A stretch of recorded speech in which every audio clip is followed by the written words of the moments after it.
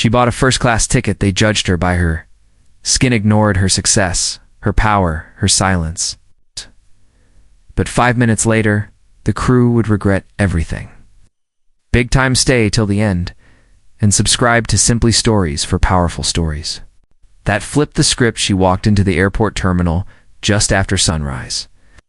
The soft glow of the early morning sun casting long shadows across the polished floor. Her steps were steady, unhurried. She carried no flashy designer bag, wore no extravagant jewelry, just a tailored gray suit, subtle gold earrings, the kind of confidence that didn't beg for attention. It commanded it silently. Her hair, worn in natural coils, framed her face with pride, not apology. She approached the first-class line with quiet purpose, ticket in hand, boarding pass already downloaded, not expecting trouble, but prepared for it if it came. The gate agent barely glanced up. His eyes flicked to her, then past her, then back. Again with mild confusion, without a smile, without greeting, he asked, "Are you sure you're in the right line?" His tone didn't carry malice, just a baked-in disbelief. Behind her, a sharply dressed white man holding a leather briefcase was already being welcomed with a "Good morning, sir. We'll get you boarded in just a moment."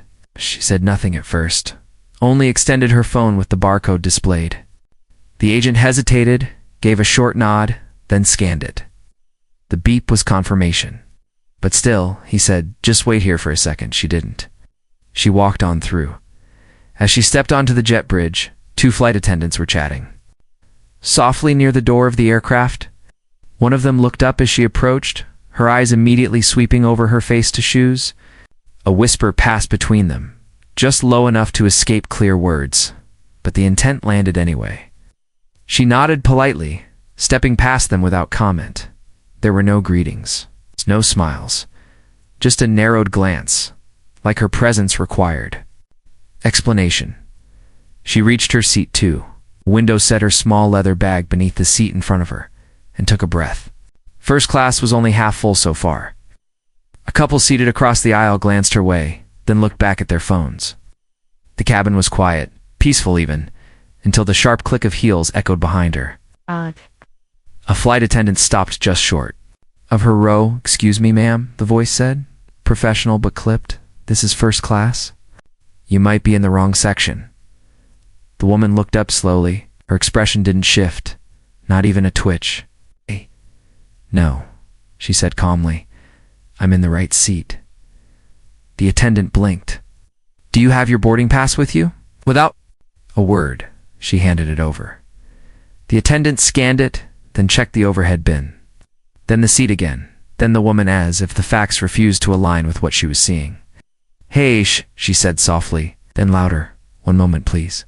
She turned and walked briskly toward the galley. The murmuring around the cabin picked up. A few heads turned. One man in a navy blazer 2 rows back leaned forward, trying to catch a better look. Another man, white mid-50s, in the seat behind her, muttered under his breath, not quietly enough. Figures. She didn't react. She looked out the window. The tarmac shimmered faintly in the rising sun. Fuel trucks moved with purpose. Somewhere in the distance, a luggage cart beeped as it backed into position. She focused on the rhythm of travel, not the insult behind her. A second flight attendant appeared. This one carried a clipboard and a smile that didn't reach her eyes. "Hi there," she said. "We're just double-checking some things."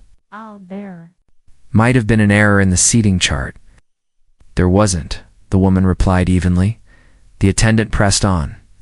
"It's possible you were upgraded, but your original ticket might have been economy. Sometimes the system glitches." "It wasn't," she said again. Calm. Controlled.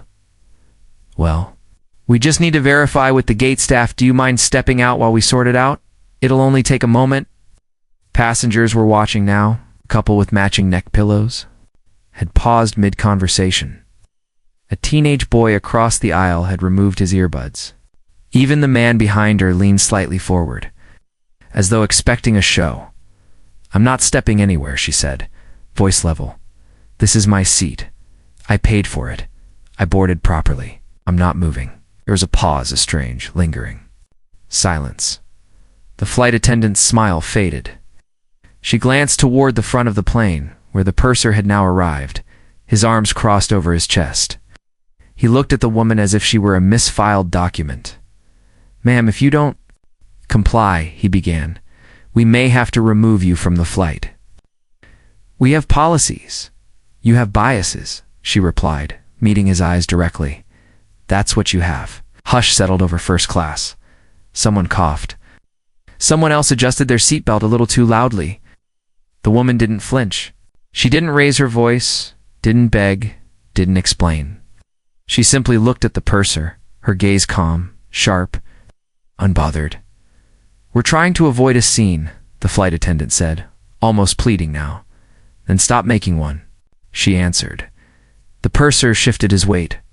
"Ma'am, final warning." She stood, gracefully. No aggression. She took her bag from under the seat, checked her phone once, then stepped into the aisle, not toward the economy section, but toward the exit. A ripple of confusion passed through the cabin. A woman in 1C whispered something to her husband. The teenage boy across the aisle blinked, unsure of what he'd just seen, as the woman walked toward the door. The first flight attendant smirked slightly and muttered to her colleague, "Problem solved." No one clapped. No one spoke up. No one asked why. She didn't give them the satisfaction of turning around. She didn't move, not out of stubbornness, but principle. Her seat was hers. Bought, paid for, confirmed, printed, scanned. There had been no mistake, only assumption. She sat upright, hands folded in her lap, legs crossed neatly at the ankle. The window beside her framed the airport in a pale gold glow, but inside the cabin, the atmosphere turned brittle. It was no longer about seating. It was about tone, about eyes that said you don't belong, before a word was spoken. The quiet woman in 2A had disrupted their expectations. And now, they needed her to bend to restore the comfort of their routine. The flight attendant returned, this time with less performative politeness. Her voice was louder now, meant for more. "Ears, ma'am. This is really not necessary. We're just trying to make things smooth for everyone. You need to come with me." She didn't blink. "I'm in the correct seat. I've shown you my ticket." A man across the aisle shifted uncomfortably, pretending to look out the window, but keeping her in his peripheral vision.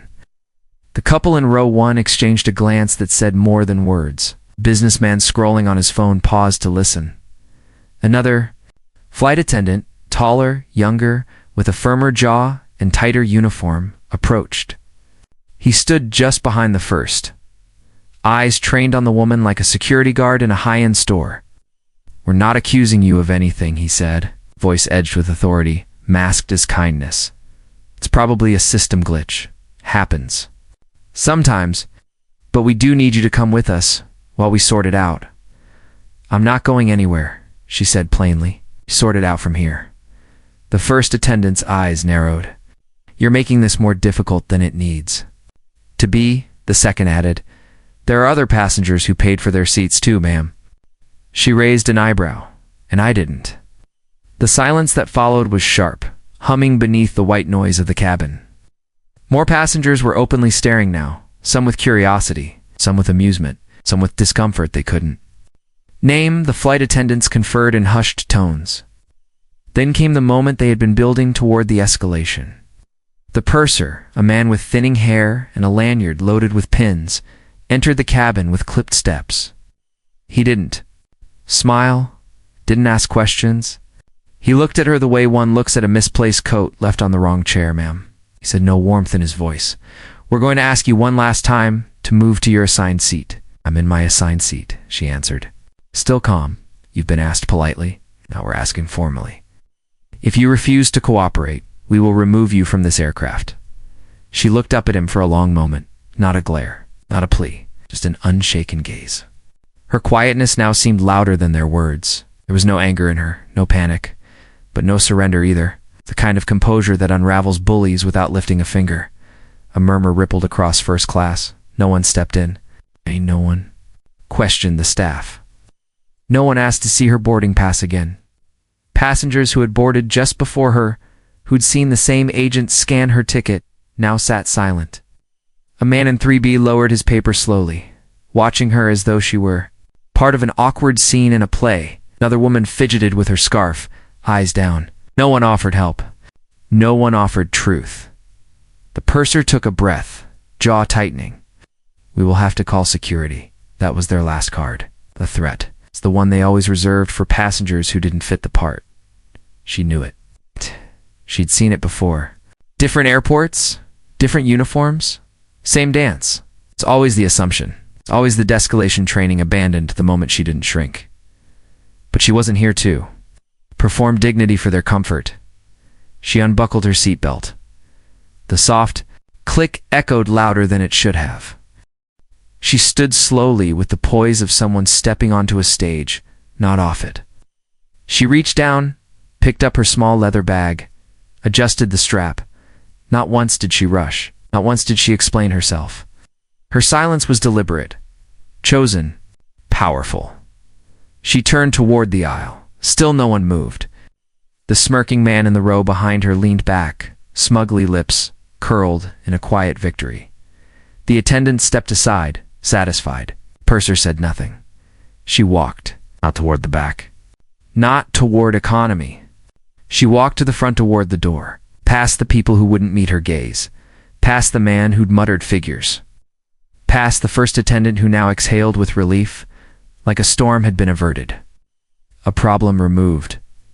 And just before she crossed the threshold off the plane, one of them said it.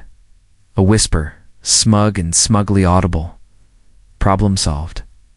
She paused for only half a second, not to look back, not to correct them, just to mark the moment. Then she walked off. The plane, no scene, no shouting. Typical. Just the kind of grace that doesn't beg to be understood. And for the first time, the silence in the cabin felt heavy. She stepped off the aircraft without urgency, her pace as calm and deliberate as it had been when she boarded. Oh no, slumped shoulders. No hurried steps, no glance back at the narrow aisle filled with narrowed eyes.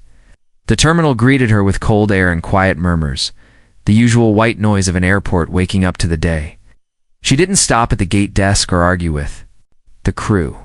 She kept walking past the business travelers scrolling through news, past the family wrangling children near the vending machines, past the gate agent who now refused to make eye contact. She found a corner near a row of black leather seats, mostly empty, beside a tall charging station humming softly. It wasn't secluded, just unnoticed like she'd learned to be when necessary. She sat, crossed one leg over the other and pulled out her phone. A sleek black device. No shattered screen, no cheap case, just quiet precision. She unlocked it with a glance, opened her contacts, and tapped a number near the top. Her fingers didn't shake. Her face didn't show even a flicker of tension. The call connected within a single ring. "Hey," she said simply. Her voice was low, steady, controlled. "It's me. I need the captain grounded. Flight 2289. Terminal B. Yes, immediate protocol." Pause on the other end. Then, understood. "Aida 4 minutes." She ended the call without another word. No gloating. She slipped the phone back into her bag, then took out a bottle of water and sipped slowly. Not thirsty, just waiting. Inside the terminal, everything remained deceptively normal for the next 30 seconds. A baby cried in the distance. An older woman fumbled with a boarding pass at the help desk. A barista laughed behind the glass wall of the nearby cafe. But then, the first ripple of motion, a gate agent's phone rang. Loud, sharp, urgent. She answered with a forced cheerfulness. But within seconds her voice dropped, her back straightened. She said something into the receiver and turned toward the jet bridge. Then another call came to a second gate desk nearby. Another ripple. The woman didn't look up. Moments later, a man in a dark gray suit appeared at the far end of the hallway, walking with a purpose that didn't allow for hesitation. He held a leather folder under one arm and wore a badge clipped to his belt, gleaming against his hip. Flanking him were 2 uniformed airport security officers, one male, one female, Woach with radios crackling and eyes scanning the area ahead. The trio moved fast but precise, cutting through the flow of passengers like a knife through fabric. The man stopped briefly at the gate counter. The gate agent leaned in to speak, but he cut her off with a quick gesture. One of the security officers peeled off and disappeared into the jet bridge. The other stood guard at the terminal entrance. Facing outward, back straight by now, passengers who were still near the area had begun to notice. A little boy tugged at his mother's sleeve, pointing. A man in a baseball cap stood from his seat to get a better view. A pair of flight attendants chatting near a newsstand suddenly hushed mid-sentence. Why is security here? Something wrong with the flight? Did someone bring a weapon? Whispers spread like wind across a dry field. Inside the plane, the engine hum had quieted. The pilot's voice, moments ago, chirping about a slight delay due to baggage loading, had gone silent. The cabin door remained closed, but the tension inside was now thick and unspoken. People sensed something shifting. A moment later, the first flight attendant, the one who had asked the woman to move, was asked to step out of the cabin. Confused, she adjusted her scarf and moved briskly toward the front. Then the second one. Then the purser. All three filed out, one after the other, met by the man in the suit just outside the plane. Their smiles faded quickly. Words were exchanged short, fast, low tones. The male officer nodded once, then motioned for them to follow. From inside the cabin, the passengers could only guess. A woman in row 1 whispered to her husband. The teenage boy near the window craned his neck, trying to peek through the narrow crack between the seats and the galley curtain. A man in 3C pulled out his phone, pretending to scroll, but recording the movement discreetly. Meanwhile, the woman in the gray suit remained seated in her quiet corner of the terminal. She didn't rise, didn't check her phone again. She simply sipped from her water, eyes unfocused, letting the hum of the moment play out around her. She had done what needed to be done. No confrontation, no spectacle. No need to prove herself to strangers who had never looked beyond her skin. Across the concourse, a new flight crew had begun to arrive. 3 attendants, sharply dressed, walking in formation. One of them was reading something off a tablet. Another was adjusting her blazer, unaware of the drama they were walking into. Inside the cabin, the purser had not returned. Neither had the other two. The cabin crew doors were open now, and the new team stood ready at the entrance. The man in the gray suit stood beside them, briefing the captain quietly before stepping away. One of the uniformed officers nodded and disappeared back into the jet bridge. A replacement was already in place, before most of the passengers could process the exchange. Back in the terminal, the woman stood, finally. She walked to the far end of the waiting area, near a glass wall overlooking the runway. She looked out, not searching for the plane, not watching the crew, just standing there for a moment, grounded in silence. A child near her looked up and said, "Are you a pilot?" She smiled just faintly. "No, sweetheart."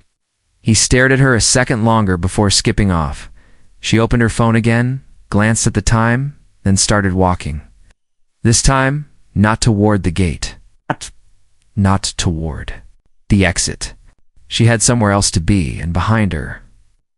The passengers on board Flight 2289 sat quietly in their seats, buckled in, aware of just how close they had come to flying under the authority of people who mistook power for appearance and lost everything in 5 minutes. The hush inside the aircraft was the kind that comes only when something is wrong, but no one wants to be the first to say it. Boarding had paused.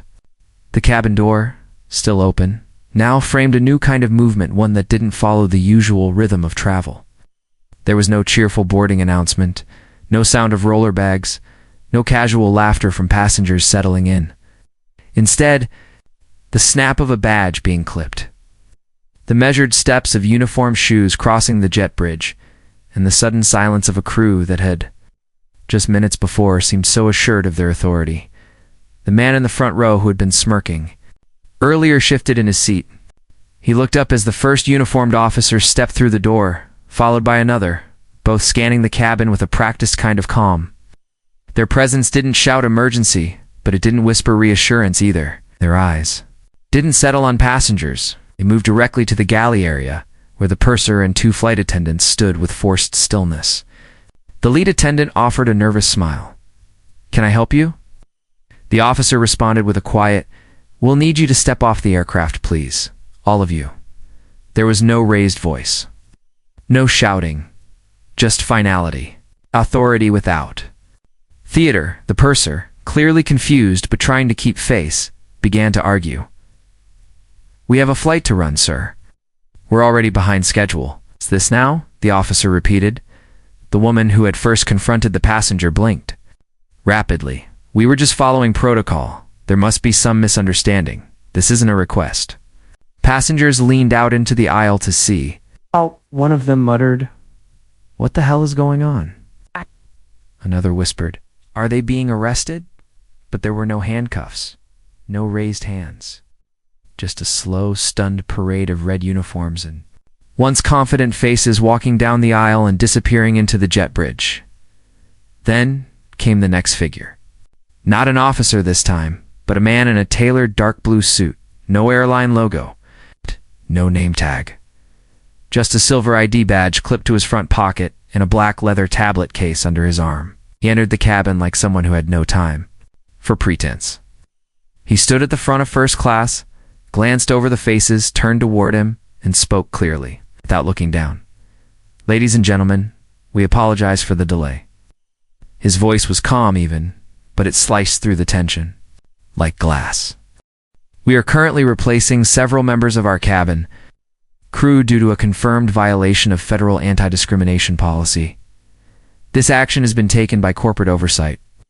There is no threat to your safety, and we will resume boarding with a new team shortly. We appreciate your understanding." He didn't elaborate, didn't explain who or why or how. But everyone knew exactly what he meant. The cabin went still. The couple in 1C exchanged wide-eyed glances. The teenage boy across from them whispered, "Wait, did they just say discrimination?" A woman in 3B leaned forward and muttered, "Oh my God, is this about that lady from earlier?" And then the man from 2B, the one who had muttered figures under his breath when she first sat down, no longer looked so pleased with himself. His arms were folded tightly, but his smirk was gone. He stared at the seat she had left behind, as if it now held a ghost. Somewhere in the back of the aircraft, someone clapped once confusedly, then stopped. No one joined. A few passengers whispered among themselves, trying to piece together the story. No one had all the facts, but everyone understood the message. You could feel the atmosphere change, not just in temperature, but in weight. The power dynamic inside the cabin had flipped. The silence it left behind was louder than any confrontation. One by one, a new crew boarded. Their uniforms were identical to the last, but their posture was different, stiffer, more cautious. They exchanged quiet greetings with the compliance officer, then took their positions quickly, efficiently. Without delay, the new lead attendant, a middle-aged woman with a tight bun and a steady gaze, moved down the aisle, doing final checks, smiling politely but not chatting. There was no script now, no cheerful chatter about miles or menus, just order. Clean, quiet, respectful order. The captain's voice broke through the silence a moment later. "Ladies and gentlemen, this is your captain speaking. We'll be pushing back shortly. Thank you for your patience and cooperation. No mention of the incident, no acknowledgement of the shift, just a voice trying to stitch the flight back into normalcy." But normalcy had already slipped through the cracks. The seat in 2A remained empty for now. The bag underneath was gone. The woman who had occupied it was no longer on board, but the echo of what happened remained. Not because she had yelled, not because she had made a scene, but because she hadn't needed to. Passengers sat back, some crossing arms, others unfolding tray tables. One man across the aisle from 2A rubbed his temples, as if trying to remember what exactly he had thought when he first saw her board. Another stared ahead, avoiding eye contact with anyone. And the ones who had said nothing, who had heard the comment from the man behind her, who had watched her stand alone and leave, they sat in silence, realizing they had been witnesses too. Something they didn't quite understand until it was already over. It wasn't just the flight crew that had been grounded. It was the entire illusion of quiet, unchecked authority. The idea that you could decide someone didn't belong, and the world would quietly agree. But not this time. This time, someone made a phone call. And 5 minutes later, everything changed. She walked through the terminal with the same quiet grace she had carried on to the plane hours earlier, only now her path was no longer solitary. A young woman in a navy blazer trailed just behind her, glancing anxiously at a tablet and speaking softly into a discreet earpiece. No cameras, no public statement, just a silent shift in posture, in deference. She was being escorted now, not questioned, not challenged. Escorted. A status shift that hadn't come from her voice, but from the weight of her silence. They passed. By passengers at nearby gates, most of whom had no idea they were looking at the woman who had rerouted the fate of an entire flight crew. To them, she looked like any other executive traveler, polished, composed, unreadable. She entered the airline's exclusive private lounge through a glass door marked authorized personnel only. Guided by the nervous representative who kept stealing glances at her without ever quite making eye contact, the lounge was quiet. Sterile in the way, expensive spaces often are muted carpets, chrome fixtures, soft ambient music that no one listens to. She took a seat near the window, looking out over the tarmac. Her expression didn't show victory or smugness, just stillness. She poured herself a glass of water from a pitcher on the marble side table and sipped slowly. A different woman approached. This time, older, more senior, wearing a director's badge and carrying a leather folder. Her walk had purpose, but her shoulders betrayed the tension. She stopped a few feet from the seated woman and offered a tight, forced smile. "Ms." She stopped herself. "I just wanted to say we are deeply sorry for the incident earlier. Completely unacceptable. And, ... we'd known who you were." The woman cut her off, not harshly, but with such clarity that the words seemed to float in the air longer than they should have. "That's the problem," she said, voice calm. "You shouldn't need to." The director nodded, eyes lowering. She didn't argue. She didn't excuse. She simply said, "You're absolutely right." There was a beat of silence. Then another. The weight of it was heavier than any raised voice could have been. Across the lounge, behind her still expression, the woman's mind shifted not to the present, but to memory. Quiet scenes that explained everything, but needed no explanation. Weeks earlier, she had stood at the head of a long mahogany conference table. Overlooking the skyline from the 31st floor of a high-rise in New York, men and women sat around her with pens poised and laptops open, waiting on her word. She didn't raise her voice there either. She didn't need to. Her presence commanded the room. She had founded the investment firm that now held majority shares in 3 international airlines, including the one she had flown with today. That meeting, she had laid out a clear directive. Bias in the air is still bias. We don't fly with it. There had been nods. Some genuine, some performative. She had seen both, read both, remembered every name. In another memory, one more recent, she sat in a smaller room, signing documents, a contract, a transfer of oversight. Her team had negotiated full compliance access to hiring, training, and conduct enforcement across their airline partners. With one signature, she had given her HR and legal departments the authority to investigate and restructure airline staff that failed the standards, not suggest, not request, enforce. And in a memory even further back months earlier, she stood on stage at a global leadership summit, the topic, quiet power in loud spaces. She had spoken to a packed ballroom not about titles or wealth, but about presence. She told them true power doesn't announce itself, doesn't need to shout, it walks in, and the room shifts. Her words were quoted in glossy magazines, reposted on social media. But what they didn't know, what they couldn't see, was that those words weren't meant for applause. They were armor. She had spent a lifetime earning a seat at the table, only to have her very existence questioned at the threshold of a plane seat. And yet, not once had she raised her voice. Not once had she demanded recognition. She let the system recognize itself, its bias, its smallness, its fragility. Back in the lounge, the director finally asked, "Is there anything we can do right now?" She looked at the woman for a moment, then said, Start with your assumptions, then build new training, real training. The kind that doesn't expire after a PowerPoint? The director nodded again, this time slower, more deliberate. Outside the lounge, the story had already begun to ripple. Someone on the flight had posted a video not of her, but of the flight. Attendants being escorted off the plane. No audio, just movement. But the comments told the rest. People were piecing it together. Screenshots, tweets, threads. The story would travel faster than any plane that day. She stood, finally, calm as ever. The same stride, the same expression. She didn't look at the flight board. She didn't need to. Her next step was already in motion, far beyond this terminal. She walked out of the lounge as quietly as she had entered it, and those who had dismissed her, without question, would spend the next several days being questioned themselves. True power doesn't look like what most expect, and that's exactly why it works. The tweet was short. It's barely a sentence. A video attached, blurry but clear enough to see what mattered. 2 uniformed flight attendants being escorted off a commercial aircraft, trailed by a third wearing a badge and a strained expression. The cabin was quiet in the background, the only sound the soft static of the recording. No context, no dramatic captions, just the image of removal. Within 20 minutes, the clip had been reposted dozens of times. Within an hour, hundreds. The comments began to piece together fragments of the story. I was on this flight, woman in first class, got pulled aside for no reason. She had a ticket. They still told her to move.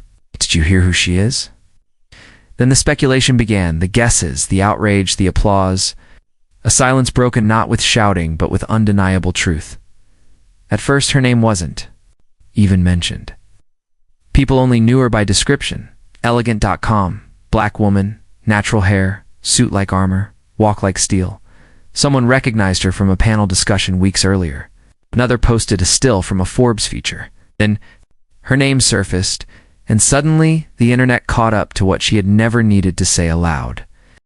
Her resume didn't shout, it whispered through boardrooms. It's passed over billion-dollar contracts, reshaped companies without the fanfare, and now the public was beginning to realize what the flight crew hadn't. Later that afternoon, she broke. Her silence. One post.